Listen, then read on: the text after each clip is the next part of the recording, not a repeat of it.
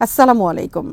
জাতিসংঘ আদালতে ইসরায়েলের বিরুদ্ধে মামলায় যোগ দিল মিশর। কায়রোর এ অবস্থান তেল আভিভের প্রতি একটি বড় ধরনের আঘাত। হাতছাড়া হওয়ার পথে খার্কিভ, পতন, ভোভোচানস্ক শহরের। অবশেষে পুতিন সরিয়ে দিতে সক্ষম হলেন প্রভাবশালী ব্যর্থ প্রতিরক্ষা মন্ত্রী জেনারেল সের্গেই শোইগুকে।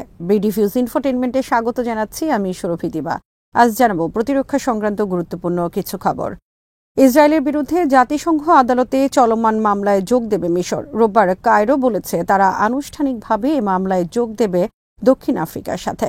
গাজায় গণহত্যা, যুদ্ধাপরাধ সহ বিভিন্ন অভিযোগে গত বছর ডিসেম্বর মাসে ইসরায়েলের বিরুদ্ধে জাতিসংঘ আদালতে মামলা দায়ের করে দক্ষিণ আফ্রিকা। দক্ষিণ আফ্রিকার সাথে এ মামলায় ইসরায়েলের বিরুদ্ধে এখন বাদী হিসেবে যোগ দেবে মিশর। মিশরের সাথে আরও যোগ দিচ্ছে তুরস্ক এবং কলম্বিয়া। এর ফলে দক্ষিণ আফ্রিকার সাথে তিনটি দেশও ইসরায়েলের বিরুদ্ধে মামলা দায়েরকারী দেশ হিসেবে পরিগণিত হবে।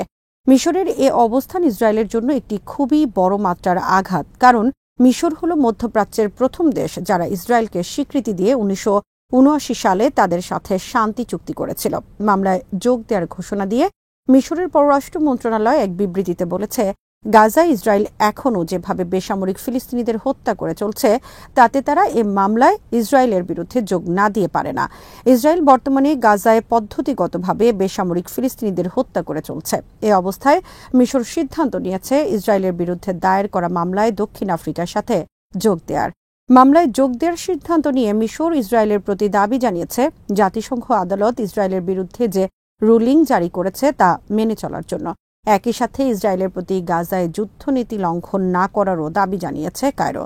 ইসরায়েলের বিরুদ্ধে মামলায় দক্ষিণ আফ্রিকার সাথে মিশরের যোগ দেওয়ার ঘটনাকে অনেকে মিশরের একটি যুগান্তকারী পদক্ষেপ হিসেবে আখ্যায়িত করেছেন। ইসরায়েলের পররাষ্ট্র মন্ত্রণালয়ের সাবেক পরিচালক এলুন লেল আল-জাজিরাকে বলেছেন, ইসরায়েলের বিরুদ্ধে মামলায় মিশরের যোগ দেওয়ার ঘটনা একটি বড় ধরনের কূটনৈতিক আঘাত তেল আভিভের প্রতি। এটি একটি অবিশ্বাস্য ঘটনা, কারণ মিশর হল মধ্যপ্রাচ্যে টিকে থাকার জন্য আমাদের ভিত্তিপ্রস্তর। জর্ডান, সংযুক্ত আরব আমিরাত, মরক্কো, বাহরাইন সহ মধ্যপ্রাচ্য এবং উত্তর আফ্রিকায় আজ ইসরায়েলের যে অবস্থান সেটি সম্ভব হয়েছে গত 40 বছর ধরে মিশরের সাথে সুসম্পর্কের কারণে। এখন ইসরায়েলের বিরুদ্ধে মামলায় দক্ষিণ আফ্রিকার সাথে মিশরের যোগ দেয়া মানে ইসরায়েলের মুখে মিশরের একটি বড় ধরনের মুষ্টাঘাত। ইসরায়েলকে এটি অবশ্যই গুরুত্বের সাথে নিতে হবে। ইসরায়েলকে এখন বিশ্ববাসীর কথা শুনতে হবে। সবাইকে উপেক্ষা করে নিজের মতো করে চলার দিন শেষ হয়ে আসছে ইসরায়েলের জন্য। বিশ্লেষকদের মতে যুদ্ধের 7 মাসের মাথায় উত্তর গাজায় নতুন করে ইসরায়েলের হামলা, রাফায় স্থল অভিযান, গাজায় মানবিক সহায়তা অবরোধ এবং সর্বশেষ যুদ্ধবিরতি প্রস্তাব প্রত্যাখ্যান করা সহ বিভিন্ন কারণে মিশর বাধ্য হয়েছে ইসরায়েলকে কূটনৈতিকভাবে আঘাত করতে। মিশর সীমান্তে ইসরায়েলের রাফা অভিযানের ঘোর বিরোধী ছিল কায়রো। সম্ভাব্য রাফা অভিযানকে সামনে রেখে রাফা সীমান্তে মিশর ভারী অস্ত্র মোতায়েন করেছে, কিন্তু তেল আভিভ কায়রোর সব আপত্তি উপেক্ষা করে রাফায় স্থল অভিযান শুরু করায় মিশর ইসরায়েলের বিরুদ্ধে এ ধরনের সিদ্ধান্ত নিতে বাধ্য হল। মিশর কাতার মধ্যস্থতা প্রস্তাব হামাস মেনে নেয়ার একদিনের মাথায় গত মঙ্গলবার ইসরায়েল রাফায় স্থল অভিযান শুরু করে, যা চরম ক্ষুব্ধ করে কায়রোকে। অনেকের মতে ইসরায়েলের বিরুদ্ধে মিশরের এ ধরনের অবস্থানের পেছনে কাতার ও তুরস্কের ভূমিকা থাকতে পারে। এদিকে গাজার উত্তরে বিমান হামলা তীব্রতর করার পর রোববার সেখানে নতুন করে ট্যাঙ্ক নিয়ে প্রবেশ করেছে ইসরায়েলের স্থলবাহিনী। প্রত্যক্ষদর্শীরা গণমাধ্যমকে জানিয়েছেন, ইসরায়েল আর্মি ট্যাঙ্ক মোতায়েন করেছে জাবালিয়া উদ্বাস্তু ক্যাম্প এলাকায়। ট্যাঙ্ক মোতায়েনের আগে জাবালিয়া উদ্বাস্তু শিবির এলাকায় তীব্র বিমান হামলা চালায় ইসরায়েল আর্মি। রোববার উত্তর গাজায় সাবরা এলাকায় ইসরায়েল আর্মির মর্টার হামলায় নিহত হয়েছে কয়েকজন ফিলিস্তিনি। কেন্দ্রীয় গাজায়ও ইসরায়েলি হামলায় রোববার নিহত হয়েছেন কয়েকজন ফিলিস্তিনি। এদিকে গাজার দক্ষিণে রাফা থেকে ইসরায়েলি হামলার কারণে পালিয়ে যেতে বাধ্য হয়েছে 3 লাখের বেশি উদ্বাস্তু। রাফার পূর্ব এলাকা সহ বিভিন্ন উদ্বাস্তু এলাকায় বিমান হামলা অব্যাহত রেখেছে ইসরায়েল। হামলা থেকে প্রাণে বাঁচতে প্রতিদিন দলে দলে অন্যত্র পালিয়ে যাচ্ছে এখানে আশ্রয় নেয়া ফিলিস্তিনিরা।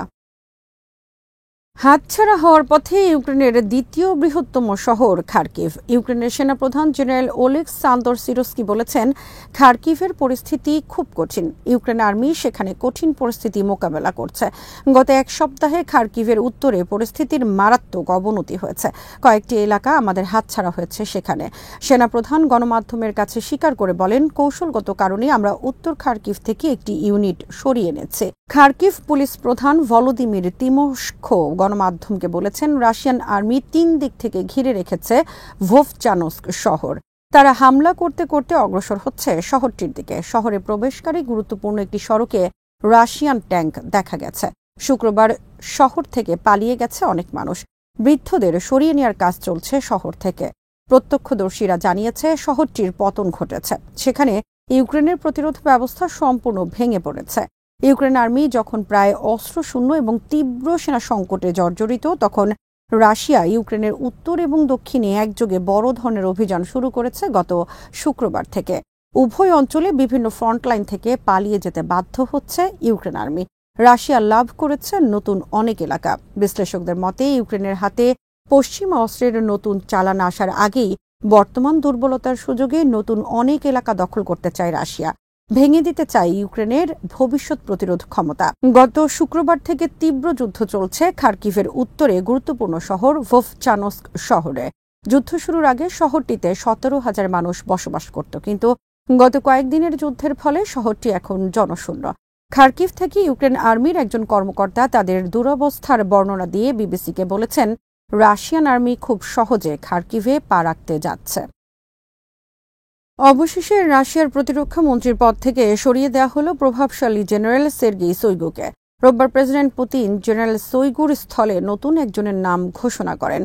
এর আগে গত মাসে গ্রেফতার করা হয় প্রতিরক্ষা মন্ত্রীর সহযোগী তিমুর ইভানভকে। তিমুর ইভানভের বিরুদ্ধে দুর্নীতির অভিযোগ আনা হয়েছে। ইউক্রেন যুদ্ধ শুরুর পর প্রতিরক্ষা মন্ত্রী সের্গেই শোইগুর বিরুদ্ধে বড় ধরনের ব্যর্থতার অভিযোগ ওঠে বারবার। 2022 সালের ফেব্রুয়ারি মাসে যুদ্ধের শুরুতেই জেনারেল সের্গেই শোইগুর কিয়েভে প্রবেশের কথা ছিল, কিন্তু ভুল পরিকল্পনার কারণে কিয়েভমুখী রাশিয়ার বিশাল সেনাবহর পরাজয়ের গ্লানি নিয়ে ফিরে আসে। যেখানে মাত্র কয়েক সপ্তাহে ইউক্রেন অভিযান শেষ করার কথা, সেখানে আজ 2 বছরের অধিক সময় ধরে চলছে যুদ্ধ। 2 বছর ধরে চলা এ যুদ্ধে উভয় পক্ষে বিপুল প্রাণহানি আর সীমাহীন ক্ষয়ক্ষতির জন্য প্রতিরক্ষা মন্ত্রী সের্গেই শোইগুকে দায়ী করেন অনেকে। ইউক্রেনের বিরুদ্ধে যুদ্ধ চলা অবস্থায় প্রতিরক্ষা মন্ত্রী সের্গেই শোইগু তীব্র বিরোধে জড়িয়ে পড়েন ভাড়াটিয়া সেনা সংস্থা ওয়াগনার গ্রুপের প্রধান ইয়েভগেনি প্রিগোজিনের সাথে। প্রিগোজিন প্রকাশ্যে অভিযোগ করেন, প্রতিরক্ষা মন্ত্রী সের্গেই শোইগু মিথ্যা তথ্য দিয়ে বিভ্রান্ত করছেন প্রেসিডেন্ট পুতিনকে। কিন্তু জেনারেল সের্গেই শোইগুকে অপসারণের ক্ষেত্রে বাধার সম্মুখীন হন পুতিন। ইউক্রেন যুদ্ধের এক পর্যায়ে দুর্বল হয়ে পড়ে পুতিনের ক্ষমতার ভিত, কারণ যুদ্ধ চলা অবস্থায় অনেক কিছুর নিয়ন্ত্রণ চলে যায় রাশিয়ান আর্মির হাতে। এ সময় পুতিনের কোণঠাসা হয়ে পড়ার খবর বের হয় বিভিন্ন গণমাধ্যমে। অবশেষে অনেক বিতর্কের পর প্রেসিডেন্ট পুতিন সরিয়ে দিতে সক্ষম হলেন প্রতিরক্ষা মন্ত্রী সের্গেই শোইগুকে। প্রেসিডেন্ট হিসেবে 5বার শপথ নেওয়ার পর তিনি মন্ত্রিসভায় পরিবর্তন আনেন। প্রতিরক্ষা মন্ত্রী হিসেবে তার বিরুদ্ধে দীর্ঘদিন ধরে বড় মাত্রার ব্যর্থতার অভিযোগ ছিল বিভিন্ন মহল থেকে। ক্রিমিয়া অভিযানের 2 বছর আগে 2012 সাল থেকে তিনি রাশিয়ার প্রতিরক্ষা মন্ত্রীর দায়িত্ব পালন করে আসছিলেন। এ দীর্ঘ সময়ে পুতিনের খুবই একজন কাছের মানুষে পরিণত হন জেনারেল শোইগু। যুদ্ধ পরিচালনা সহ সার্বিক ক্ষেত্রে পুতিনের ওপর যে কয়জন প্রভাব রাখতে সক্ষম হন, তার মধ্যে অন্যতম হলেন প্রতিরক্ষা মন্ত্রী শোইগু। তাকে পুতিনের উত্তরসূরি হিসেবেও আখ্যায়িত করেন অনেকে, কিন্তু তার ব্যর্থতার পর ব্যর্থতার কারণে পুতিনের চারপাশে নানা গুঞ্জন তৈরি হতে থাকে। অবশেষে তাকে সরিয়ে দিতে সক্ষম হলেন প্রেসিডেন্ট পুতিন। প্রতিরক্ষা মন্ত্রীকে সরিয়ে দেওয়ার ফলে সেনাপ্রধানের প্রভাবও কমে আসবে ভবিষ্যতে। আজ এখানেই শেষ করছি। সমরাস্ত্র প্রতিরক্ষা কূটনীতির নানা তথ্য জানতে চোখ রাখুন বিডি ভিউজ ইনফোটেইনমেন্টে। চ্যানেলটি ভালো লাগলে সাবস্ক্রাইব করুন, সংযুক্ত থাকুন আমাদের ফেসবুক পেজে। আল্লাহ হাফেজ।